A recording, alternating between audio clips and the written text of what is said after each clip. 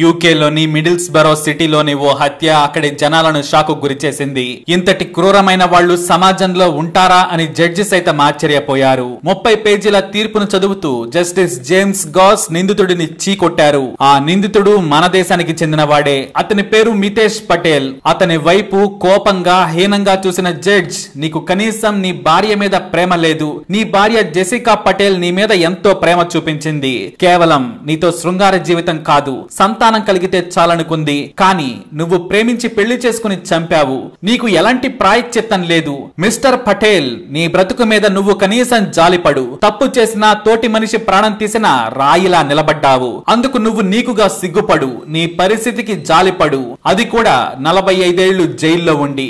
ఇది నీకు తక్కువ శిక్షే, కానీ అంతకు మించి చట్టాలు నన్ను అడ్డుకుంటున్నాయి అన్నారు జస్టిస్ జేమ్స్. ఈ ఘటన యావత్ యూకేను షేక్ చేసేసింది. మితేష్ పటేల్ గుజరాతీ నుంచి ఫార్మసీ చదివేందుకు యూకే వెళ్లాడు. అక్కడ ఒక ఫార్మసీ కాలేజీలో జెసికా అనే యువతితో పరిచయం పెంచుకున్నాడు. ఎందుకంటే ఆమె కూడా భారతీయురాలే. మొదట మంచి స్నేహితులయ్యారు. జెసికా కుటుంబం యూకేలోనే సెటిల్ అయింది. నాటికి మితేష్ వయసు 23 ఏళ్లు కాగా జెసికా వయసు 21 ఏళ్లు. ఇద్దరు కాలేజీలో స్నేహితులుగా ఉన్నారు. అయితే జెసికా మంచితనం నచ్చడంతో ఆమెకు ఐ లవ్ యూ చెప్పాడు. మొదట్లో జెసికా ఒప్పుకోలేదు. అయితే మనిద్దరికి ఫార్మసీ మీద మంచి పట్టుంది. ఇక్కడే మిడిల్స్బరో సిటీలో పెద్ద ఫార్మసీ షాప్ ని పెడదాం, లోన్ కూడా మనకు వస్తుంది, ఇక్కడే సెటిల్ అవుదామని చెప్పాడు. తాను చదువుకున్న తర్వాత ఇండియా వెళ్లి ఫార్మసీ కంపెనీలో పనిచేస్తానని చెప్పింది జెసికా. కానీ 3 ఏళ్లు తిరిగేసరికి ఆమె కూడా మితేష్ ప్రేమలో పడిపోయింది. ఇద్దరు గాఢంగా ప్రేమించుకున్నారు. ఫార్మసీ పూర్తయిన తర్వాత తాను మితేష్ అనే మన ఇండియన్ ను ప్రేమించాను, అతన్నే పెళ్లి చేసుకుంటానని జెసికా కుటుంబ సభ్యులకు చెప్పినా మొదట వాళ్లు ఒప్పుకోలేదు. చివరకు ఆమె ఒప్పించి మితేష్ ను పెళ్లి చేసుకుంది.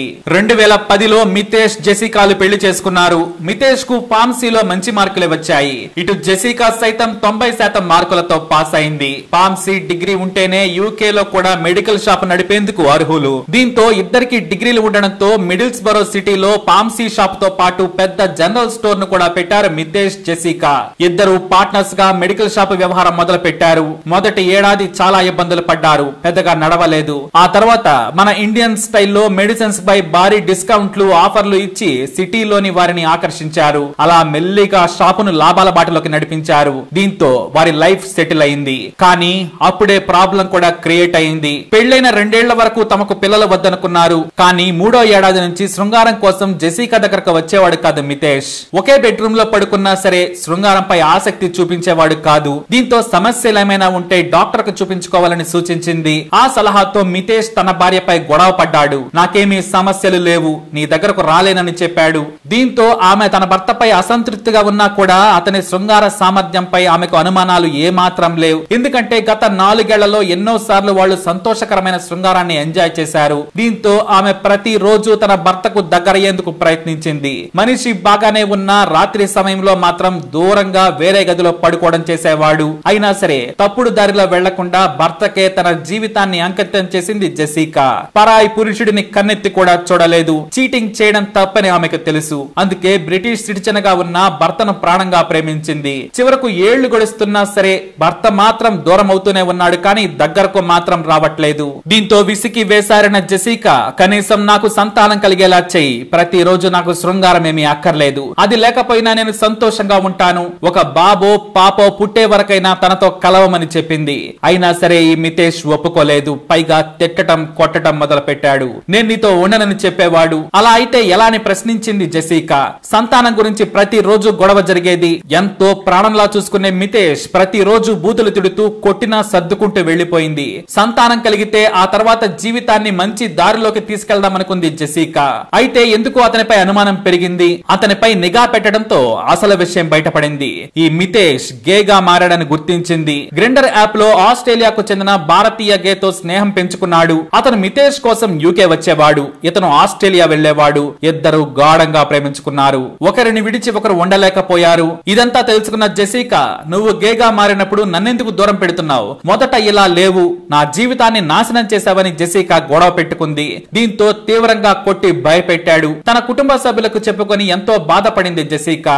అయితే వ్యాపారం సాఫీగా సాగుతూ ఉండడంతో పాటు భారీగా లాభాలు కూడా వస్తున్నాయి. జీవితం సెటిల్ అయిన తర్వాత ఈ విషయంలో గొడవ పడద్దని బిడ్డను కోరింది. కనీసం IVF ద్వారానైనా సరే తనకు సంతానం కలిగించాలని బ్రతిమలాడింది. చివరకు ఒప్పుకున్నాడు.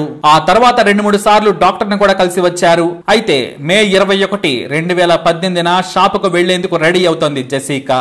అదే సమయంలో షాపు తెరిచేందుకు సమయం అవుతుందని భార్యకు చెప్పాడు. కానీ ఆమె హాల్లోకి రాగానే బలవంతంగా ఇన్సులిన్ ఇంజెక్షన్ ను వెనుక నుంచి గుచ్చాడు. ఆ తర్వాత పాలిథిన్ కవర్ ను మొహానికి చుట్టి కింద పడేసి మీద కూర్చొని దారుణంగా హత్య చేశాడు మితేష్. అలా చంపేసి బయటకు వచ్చి దగ్గరలోని పిజ్జా సెంటర్ కు వెళ్లి పిజ్జా తెచ్చుకుని హాయిగా తిన్నాడు. కాసేపు విశ్రాంతి తీసుకొని తమ ఇంట్లో ఎవరో దొంగలు పట్టారని 999 కి ఫోన్ చేశాడు మితేష్. మీరు తొందరగా రావాలి, నాకు భయంగా ఉంది, మా ఇంట్లో దొంగలు పడ్డారు, మా ఆవిడ చనిపోయింది, ప్లీజ్ సాయం చేయండి అని దొంగ ఏడుస్తూ కాల్ చేశాడు. దీంతో వెంటనే క్రైమ్ సీన్ కు పోలీస్ టీం చేరుకుంది. ఇల్లంతా చిందరవందర చేశాడు మితేష్. పోలీసులు అంబులెన్స్ టీం జెసికాను పరిశీలించగా ఆమె చనిపోయినట్లు గుర్తించారు. ఆ తర్వాత బంధువులు రావడంతో వారి మీద పడి ఏడుస్తూ నటించేశాడు మితేష్. చివరకు అంత్యక్రియలు పూర్తవగానే పోలీసులు వచ్చి మితేష్ ను అరెస్ట్ చేశారు. ఎందుకంటే యాపిల్ హెల్త్ యాప్ లో ఇద్దరి మూమెంట్స్ రికార్డ్ అయ్యాయి. చనిపోయిన తర్వాత జెసికా ఫోన్ కూడా తీసుకుని బయటకు వెళ్లాడు. అతను 2 సార్లు కిందకి వెళ్లి పైకి వచ్చాడు. జెసికా పల్స్ ఆగిపోయినా కూడా ఆమె ఫోన్ ను పట్టుకుని అటు ఇటు తిరగడంతో మితేష్ మూమెంట్స్ చూసిన పోలీసులకు అనుమానం వచ్చింది.